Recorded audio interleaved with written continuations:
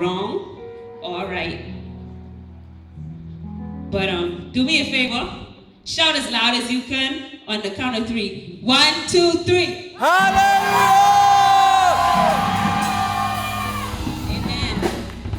Now I just had to get that out here. That's probably all the shouting y'all can do until after I finish. Because I tell y'all, I ain't a preacher. Alright, I didn't know what I was going to speak on because for some reason God like to give you things when you're looking. But one day we was at a business establishment. This is before we did the They Will Know Us by Our Love concert, and we were getting some shirts. And the business establishment, they gave us a time to come back for the shirts, and the shirts weren't ready. Then on top of that, when we sent the design to them, the design that we sent to them, we told them that we wanted them to turn it gold, and they said, oh, that's no problem. So about a day later or so, they said, oh, we couldn't get the design to be turned into gold. And there was a lot going on, but we ended up there one night when they told us to come there at 5 o'clock. We ended up there at 5 o'clock and they said the shirts weren't ready. And so we were just sitting there, and so Kyle was like, we ain't leaving this place until the shirt's finished. So here I am like, oh boy. So we left the place like about 8 o'clock that night. But before we left, Kyle is somebody, he speaks his mind. So if something is on his heart, you can bet your bottom dollar he ain't leaving until he done let you know what was on his heart. And so, anyway, long story short, he let them have it. But he wasn't disrespectful. He just started to raise his voice, and being the type of person I am, I don't row, I don't like drama. So I'm there sitting there, very embarrassed with my head in my lap. And I'm like, oh boy. I was like, these people gonna look at me bad like I was wrong too. So after he finished talking to them, I just was sitting there quiet, and the Holy Spirit just was dropping things into my spirit. And he was like, y'all about to do this concert called They Will Know Us by Our Love. And he started to put things into my spirit. Will people know you by your love when things are going wrong? Like after all that drama we went through with all the shirts and all that stuff. Now suppose we had acted out of character and said some things that were ungodly. Will they still know you by your love just because you didn't get what you wanted at that business establishment? Will they still know you by your love as a child of God? Will you still uphold a standard when things seem to be shaking and things seem to be rocking? Will you still be that Christian that you say you are when things are all good? And so that brings me to the topic today. Will they still know you by your love? The world's definition of love is a strong feeling of affection, but the real definition of love is God. Oftentimes we tend to show love when it's convenient for us or when we're in the eyes of the public. But what happens when we get caught off guard? Are you the same person at church and at work? Do your coworkers or employees see you as the same loving person you claim to be at church? Does your spouse see you as the loving individual you pose as in front of your pastor? Do your children know you to be the godly person you claim to be at church? Now, I need your help, please. You can get me the mirror of my bag, please. I'm gonna do an illustration right now. Yeah, that's the only mirror. Do me a favor, stand right here. I need you to face the wall. This is mine, face the wall. Okay, this is an example. Let's just say Kyle and I just had a big argument, and I did something that he didn't like. And now he's about to let me have it, because now he's focused on what I did rather than being focused on me as his spouse. I need you to say some negative things. I know you can't find much, right, but you ain't cooked me my dinner today. Today is Sunday, man. What happened to you so crazy, girl? You live so long, man. Come to church acting like you all hold your thing. When you come home, man, you acting somebody else. You need to get it together, man. Talking with you for make Zuma. The land of the feet. Acting like you from them wild countries, man, like I rap or something, you a part of ISIS. What happened to you, girl? Okay, so now here it is. Kylan, let me have it because he's focused on what I did to him. He's focused on the hurt and he's distracted by that. So as a result, he turns his back on me as a spouse. So now here it is. This is what I need you to do. Turn around, face me. I need you to look in this mirror and look at yourself and say the same things that you just said. Something wrong with you, girl. You ain't cook my dinner today. Talk with you for make some acting so wild, man, like you for my sis. What's wrong with you, girl? Okay, so now here it is. When he turned back to me and focused on me as a spouse, the person that he loves, and he turned his back on the distraction, now here it is, he recognizes that no longer am I just his spouse, but I am him because we are one. So he sees himself in the mirror when he's talking to me. All the negative things that he's saying about me, he's saying about himself. And not only is he just saying that about me and himself, but he's saying that about God because we were all made in God's image and God's likeness. You can see that. So when you begin to talk about somebody negatively or you do something negative to somebody, don't be distracted by what they did or what they said. But focus on them as a person, the person that you're supposed to love. Because when you say things about them, you're actually saying it about yourself and you're saying it about God. Sometimes we become distracted by things which cause us to see each other differently. We become distracted by hurt.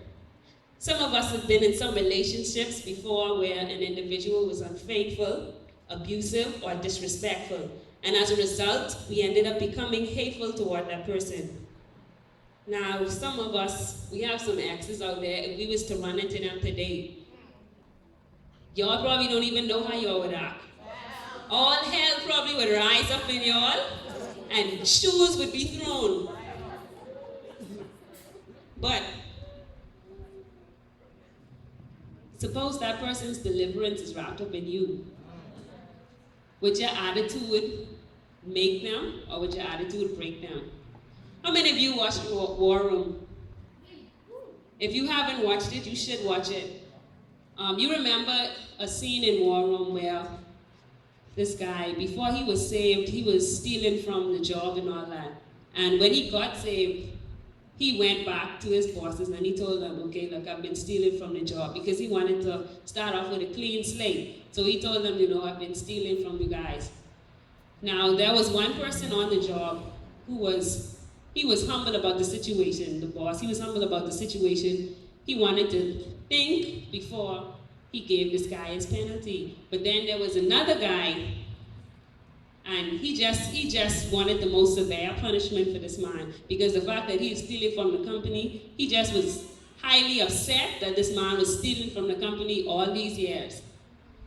But fast forward into the movie, here it is, the same guy that wanted to give the most severe punishment, he ended up on the side of the road with a flat tire. And he was on the phone trying to call everybody that he could call so they could help him to get to his meeting on time, because he had a very important business meeting. And all these people, they couldn't reach there in time, but guess who showed up? The same person that he wanted to give this severe punishment to, he pulled up on the side of him. And he came out the car, got the spare tire out of the back trunk, helped him fix his tire, shook his hand and left. Now suppose this young man didn't just help him with his tire. Suppose he took that tire crowbar and did some things, some ungodly things. But guess what? As a result of that, the man was left with this facial expression.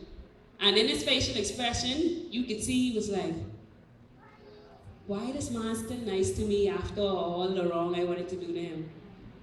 And so that's how people should look at us as Christians. When we're in a situation where we can hurt somebody who hurt us, we still need to act out of love. Because after that situation is finished, will they still know you by your love? Sometimes we can become distracted by a person's past. We become distracted by the lifestyle an individual used to live. So we hold them to it. We don't look at them for who they are now. We as Christians can be some of the most judgmental people. There are many souls that came to know Christ, but when they come to the church and begin to get involved, some people tend to bring up their past. Oh, wow. Now, suppose, I'm a newcomer. Suppose when I came here and I just got saved, I came into the house of God and I say, I wanna do something in the ministry because I already gave my life over to Christ and finished with what I used to do. And here it is now, I come up here and I'm doing something and somebody's looking at me like, look at this fornicator, look at this alcoholic, this adulterer. But you're looking at me for what I used to be, but you ain't looking at me for who I am now. Sometimes we can become distracted by position. Sometimes, and don't take offense to this, sometimes we can act like animals. The reason I said that is because a lion is an animal, and a lion is very territorial. So if a lion feels like someone trying to come up in their area, they're gonna act out of defense. And some of us Christians, we're territorial. Because we feel like, oh, this is my church, this is my place. You coming up in here and you trying to do this is your place. This is God's place. And I'm God's child, so I have all authority to go to any church on this island I want to and be what I want to be in that church.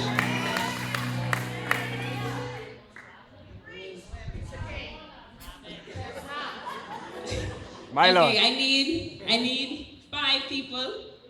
I need 5 people to come up here and be my 5 people. I regard him, so yeah, come. You can record and come. Come on, youth, let's do this. Anybody ever heard of the 5 love languages? Kobe, like Kobe. I want to record. The first love language is words of affirmation. The second love language is quality time. The third love language is receiving gifts. And the fourth love language, acts of service. The fifth one is physical touch. Okay, Kobe, you have words of affirmation. I need you to act out words of affirmation.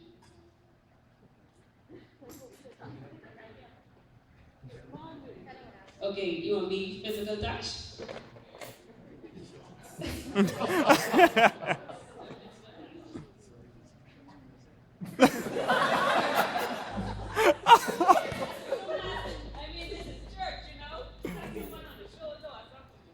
Physical touch.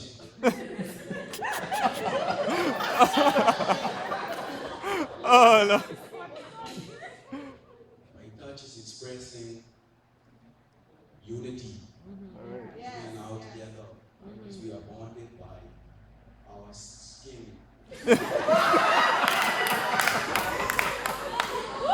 Oh, man.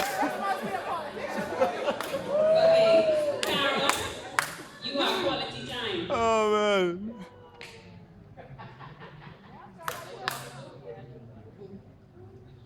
Hi. How are you doing? Want to catch a movie? No? Okay, how about a picnic on the beach? Yeah, we're going to a picnic on the beach. Just us. Time is flying.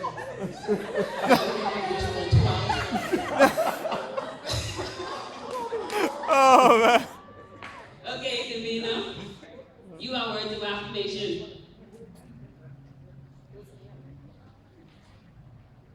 You look so beautiful today. Oh my, you did an awesome job singing up there. There you go. The shoes are so nice. There you Where did go. got them from? Okay. Oh, man. Okay. Jerusha, you are receiving gifts.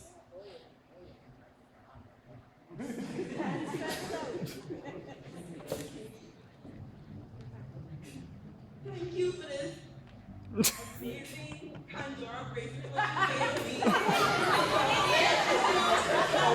I've been waiting for this. Like, I've always wanted a Pandora bracelet. Oh, man. Okay. Carol, you are acts of service. You know, I look like you need a little help with some of your jewelry.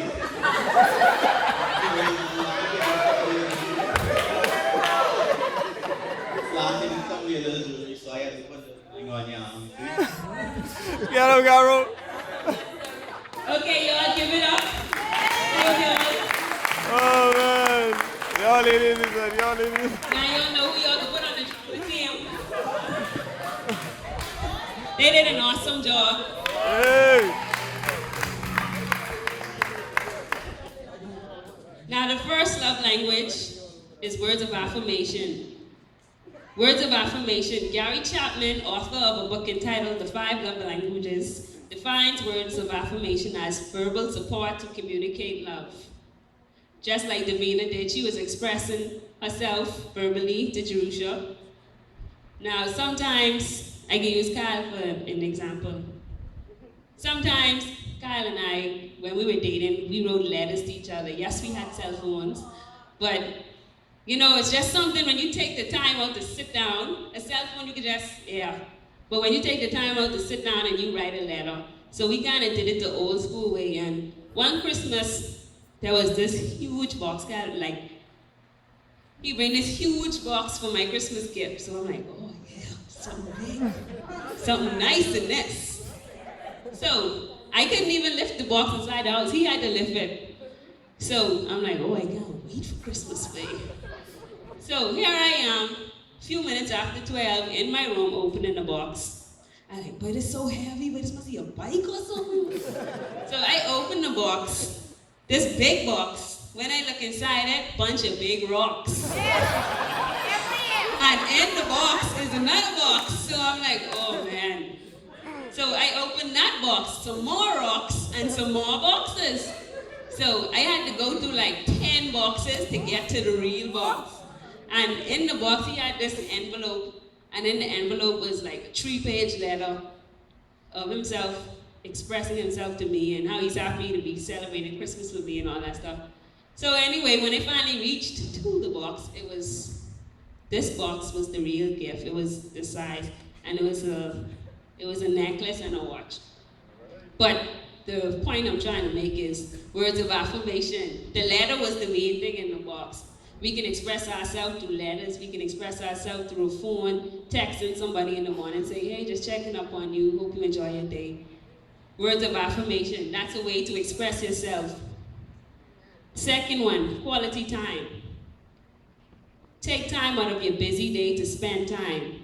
You know, like Cara said, they were going on a 2-hour picnic. I mean, I know God moving time fast now, but boy. You know, we can get caught up in our jobs, our churches, and so many other activities, but we forget to spend quality time with our family, friends, and our spouse. For me, I love quality time. And now I'm forced to have quality time by playing PS4 because I went and bought Kyle a PS4 for his Christmas gift. He opened it before Christmas, and so now he's be there from like 6 o'clock in the evening to like 1 o'clock in the morning. So now I'm forced to be there with the next controller playing just to spend some time. So take some time away from your cell phones and enjoy your family sometimes. Receiving gifts, like Jerusha received a Pandora bracelet. So I guess I gotta buy her some charms for Christmas. Give a gift to show how much you appreciate somebody. It doesn't necessarily have to be a special day. It doesn't have to be a big gift. Some people just want to feel appreciated. Yes. For example, when we were dating, before Kyle popped his chain, that he does not want to get fixed, just thought I'd throw that out there. I bought him a necklace, and one random day, I had a little tiny key. And I put the key inside a little case, and I put a little letter in it, and I said, this is just the key to my heart, wear it on your chain. He doesn't have the chain on, so y'all please tell him to, because now he can't unlock my heart because he lost the key.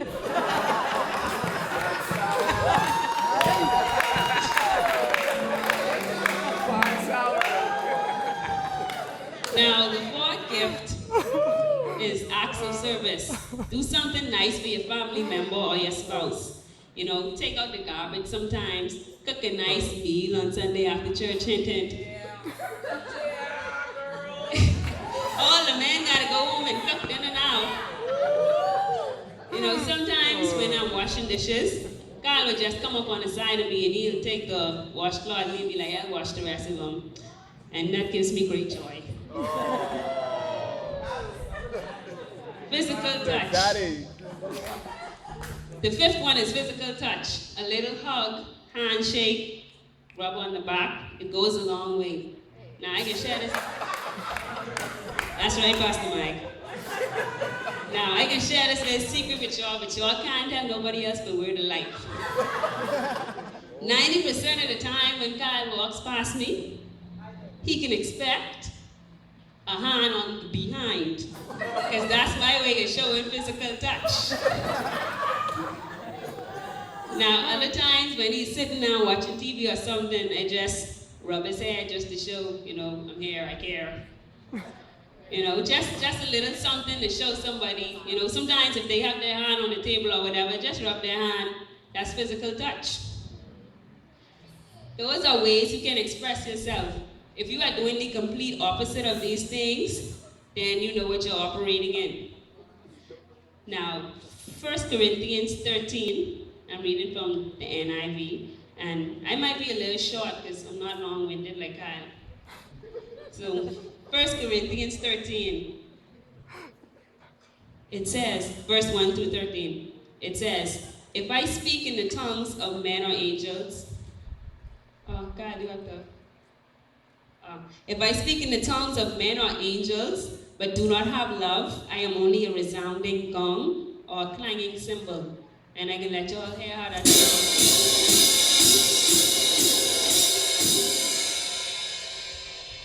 Annoying, right? If I have the gift of prophecy and can fathom all mysteries and all knowledge, and if I have a faith that can move mountains, but do not have love, I am nothing. If I give all I possess to the poor and give over my body to gain nothing, and give over my body to hardship that I may boast, but do not have love, I gain nothing. Love is patient, love is kind. It does not envy, it does not boast. It is not proud, it does not dishonor others, it is not self-seeking. It is not easily angered, it keeps no record of wrongs. Love does not delight in evil, but rejoices with the truth. It always protects, always trusts, always hopes, always perseveres. Love never fails, but where there are prophecies, they will cease. Where there are tongues, they will be stilled. Where there is knowledge, it will pass away. For we know in part, and we prophesy in part. But when completeness comes, what is in part disappears. When I was a child, I talked like a child. I taught like a child. I reasoned like a child. When I became a man, I put the ways of childhood behind me. For now we see only a reflection as in a mirror. Then we shall see face to face. Now I know in part, then I shall know fully, even as I am fully known. And now these three remain, faith, hope, and love. But the greatest of these is love. Now, verse 1 says, if I speak in the tongues of men or of angels, but do not have love, I am only a resounding gong or a clanging cymbal. You could play the clips again for me, please.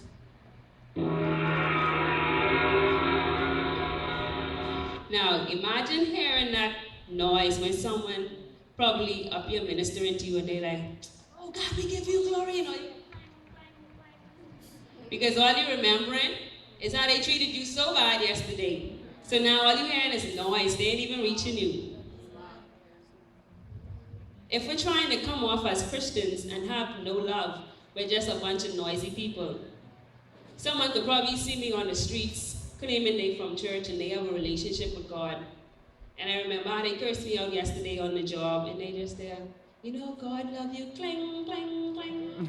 I ain't even hearing you. Think about it. What if I walked up to you and decided I'm going to talk to you about something and all you're hearing is clanging? How annoying can that be? If I have the gift of prophecy and can fathom all mysteries and all knowledge, and if I have faith that can move mountains but do not have love, I am nothing. Picture this. I'm a prophet, and I just came out of service prophesying to a whole bunch of people. Now the things I said was actually spot on. I can dissect the word and speak so eloquently while doing it. I get deep revelations about Christ that baffles me. I've prayed and laid hands on people, believing that God will heal them. And it happened, they were healed. Now here it is. You know, God's gonna get you a house tomorrow. God says he's gonna do it for you. You know, God says that the sickness that you were dealing with, he says by next week, you're gonna be healed. And now here it is, these people come back to me and they say, you know, prophet, it happened. Whatever you say, it happened. But now here it is. I was on the job yesterday and I was talking to some co-workers, but what I was saying couldn't be found in the Bible. The things that I was saying was just quite ungodly. Well, maybe you could find one in the Bible, but you know, we don't really say that. You all know what I mean. Now, here it is too. I told my child she's stupid. She will never make it anywhere because she got pregnant out of marriage. And I'm cheating on my spouse, but hey, I'm a prophet. Well, this is what my Bible tells me. If I have the gift of prophecy and can fathom all mysteries and all knowledge, and if I have a faith that can move mountains but do not have love, I am.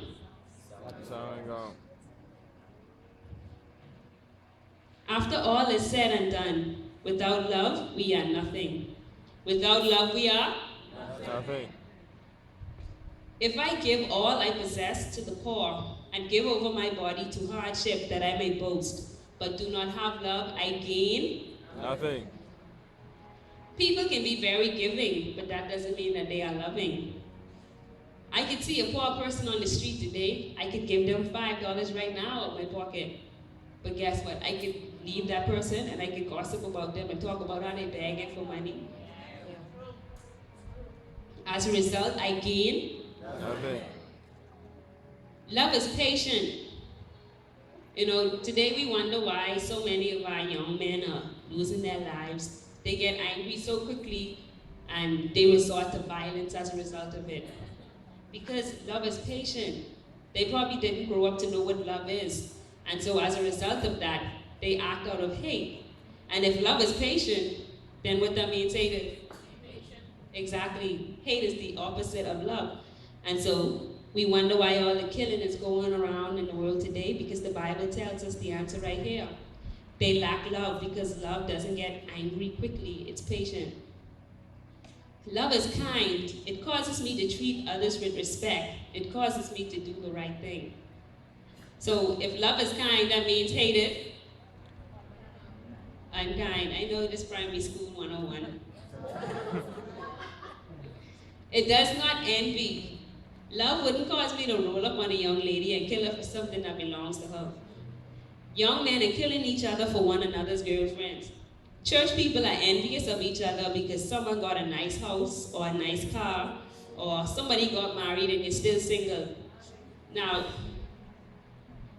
how do you expect to get a man or a woman if you envious? You don't even know what love is. So how you go into a relationship wanting somebody and you ain't loving?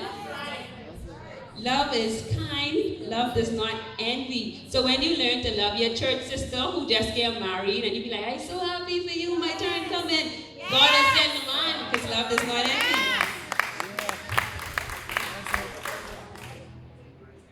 It does not boast. It is not proud. It does not dishonor others. It is self-seeking. It is not easily angered. It keeps no record of wrongs. If I could be honest, love can hurt at times. I've been in some positions where people did things to me that I didn't like. Even church people who you're supposed to respect, but as a child of God, you don't have a choice but to still love them. Because if God is love, then that means the devil is hate. So if you ain't loving your brother, then that means your maker probably ain't God.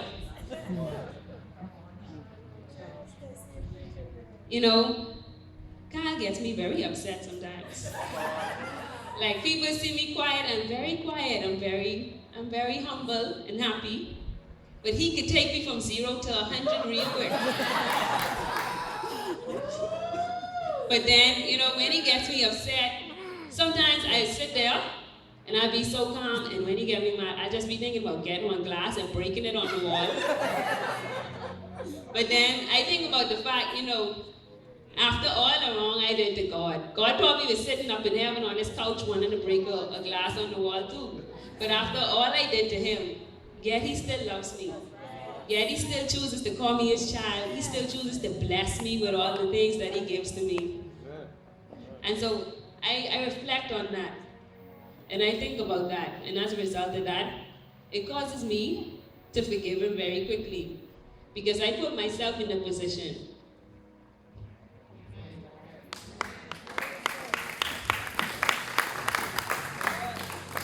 If I consider myself to be Christ-like, then I have to love people in spite of, just how God loves me in spite of. You know, God has been really showing me some things since I got married.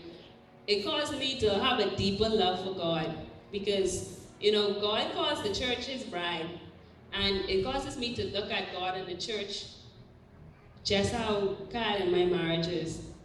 When I think of the many times that I do something wrong to God or God does something wrong to me, then it helps me to love him more because I think about the fact that, you know, many times we in the church, we do some things that God doesn't like. You know, we get out of hand sometimes, but in spite of that, God still considers the church his bride. God knew that we were going to make some mistakes. God knew some of us, when we leave church, we do some things that is ungodly. But when we come back, he still considers us his bride.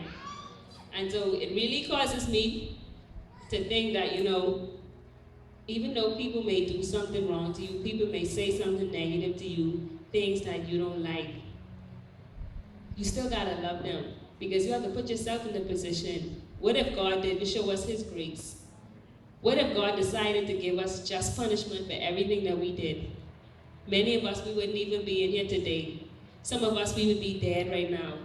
Because if God was to allow the enemy just to have his way, some of us probably wouldn't even be coming here with legs amputated, hands amputated. But because of God's grace and because of God's love for us.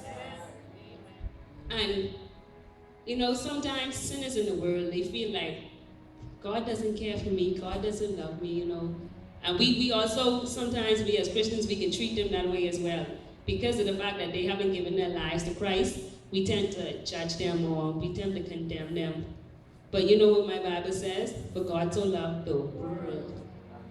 The Bible didn't say for God so loved the church, you know. For God so loved the world that he gave his only begotten son. So it tells us that God had his mind on sinners from before this world was created. And we as Christians, we just got sent and we came into the glory of God. But now we gotta go out there and we gotta tell our young men, our young women, we gotta tell those that are strung out on drugs, those that feel like they have no hope in life, those that want to commit suicide. We have to remind them, for God so loved the world that he gave his only begotten son, that whosoever believing on him shall have everlasting life. They won't perish. And so we have to just keep that as a reminder because sometimes we can get high and mighty and we can feel like I've arrived and you're still down there. You're still doing what you used to do. So we got to go back to some of our friends who's still in the world, who we used to hang with. We got to let them know God still loves you. In spite of, God still loves you. Love does not delight in evil, but it rejoices with the truth. You have some people who take part in gossip before even hearing the story correctly. I'll use an example. Now, just because me and Davina, we're friends, and I decide to slander another praise team person's name, and now here it is, she starts slandering them because I start slandering them. But love does not delight in evil, but rejoices in the truth. My job was not to go and slander that person, or her job to go and slander that person. I was supposed to sit down with her and that person and find out the real reality before I decide to throw judgment on that person.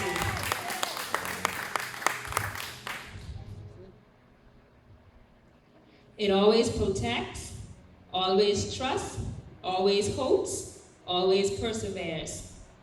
Love never fails, but where there are prophecies, they will cease. Where there are tongues, they will be stilled. Where there is knowledge, it will pass away. For we know in part and prophesy in part. But when completeness comes, what is in part disappears. When I was a child, I thought like a child. I thought like a child. I reasoned like a child. When I became a man, I put the ways of childhood behind me. For we now see only a reflection as in a mirror. Then we shall see face to face. Now I know in part, then I shall know fully, even as I am fully known. And now these three remain, faith, hope, and love. But the greatest of these is love, which brings me back to my question. Will they still know you by your love? After hearing all those things, if you used to treat somebody bad before you came into these doors this morning, when you go back to work tomorrow, just go apologize to that person. Just tell that person, I'm sorry for if I acted out of character, I'm sorry for what I did.